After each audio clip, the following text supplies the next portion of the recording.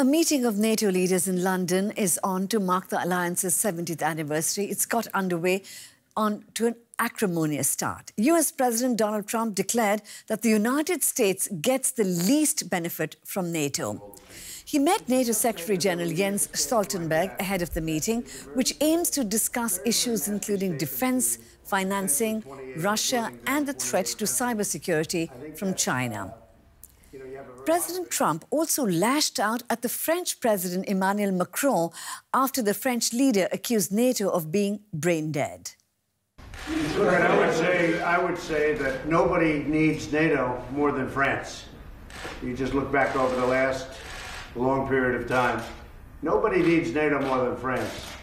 And frankly, the one that benefits really the least is the United States. We benefit the least. We're helping Europe. Europe unites and they go against a common foe.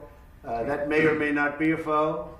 Can't tell you that. But there are other foes out there also. But I think nobody needs it more than France. And that's why I think that when France makes a statement like they made about NATO, that's a very dangerous statement for them to make. Let's now go to our correspondent, Terry Schultz, who's following the story for us from London. Welcome, Terry.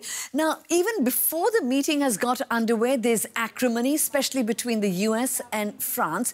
What do Donald Trump's comments tell us about his commitment to NATO? Well, Amrita, it would take me a while to fact-check that soundbite that you just used, even though I think we should do that. And, you know, I think that even some of the Baltic allies will be taking issue with what President Trump said because it's not in their interest that he's saying that France is the one that needs the alliance most. The truth is that every one of the 29 members needs the alliance, needs to be able to know that Article 5 is solid and that they will all come to its defense if threatened. So I think that this statement alone will be something that is discussed quite intensely here at NATO today. But this isn't the only tension in the weeks and months leading up to this meeting. There is also, of course, the events that made President Macron say that NATO is brain dead, and that was the U.S. decision to abruptly pull out of northern Syria while two of its allies, Britain and France, had boots on the ground there. So, of course, there are many, many issues that need to be discussed, and in fact, one of President Macron's points was that NATO should be the place where it's done. That, of course, means that everything is not going to go smoothly.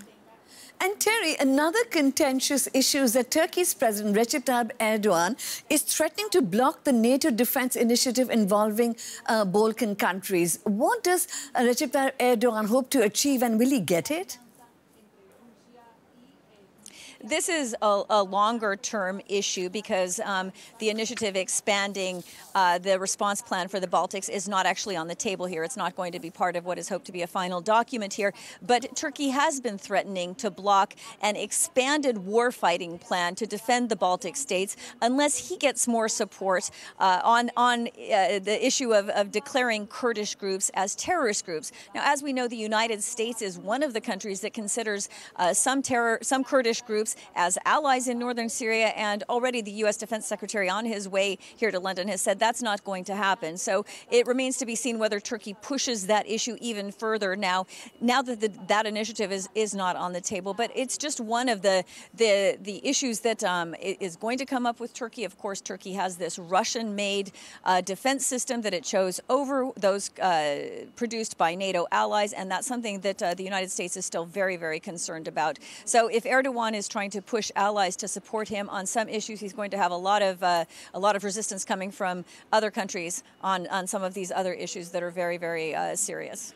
And Terry, NATO leaders are there to mark or even celebrate the alliance's 70th anniversary. But listening to you and all the divisions we are seeing in recent times, does it indicate that, in fact, NATO needs to reinvent itself to make itself more relevant to the new realities of the world?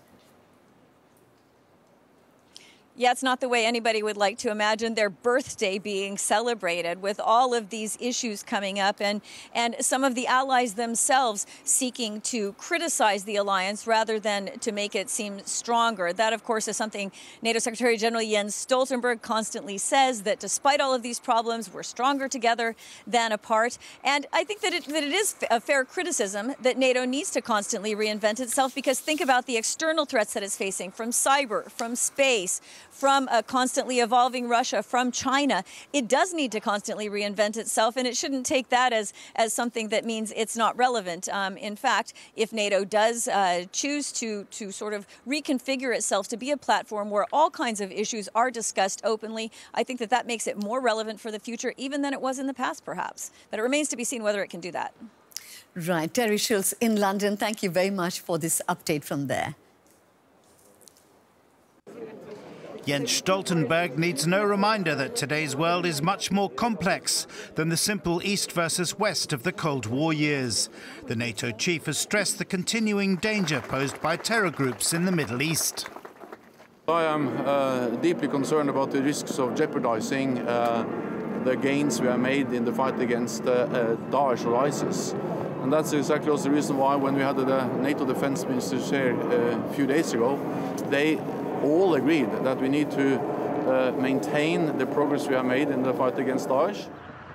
But the alliance is deeply split. NATO cornerstone, the US, staged a surprise policy U-turn by pulling most of its troops out of Syria. That cleared the way for Turkey, another NATO member but working with Russia, to launch an offensive into northern Syria. Even before that, Turkey had irritated its NATO allies by buying Russian surface-to-air missiles. Now Russia has become Turkey's closest ally in one of the world's most volatile regions. Funding is another contentious issue.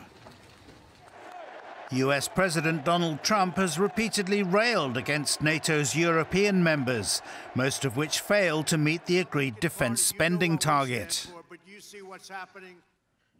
70 years on from its foundation, the NATO alliance is feeling its age. Thank you very much. It's a great honor to have Secretary General Stoltenberg of NATO with us.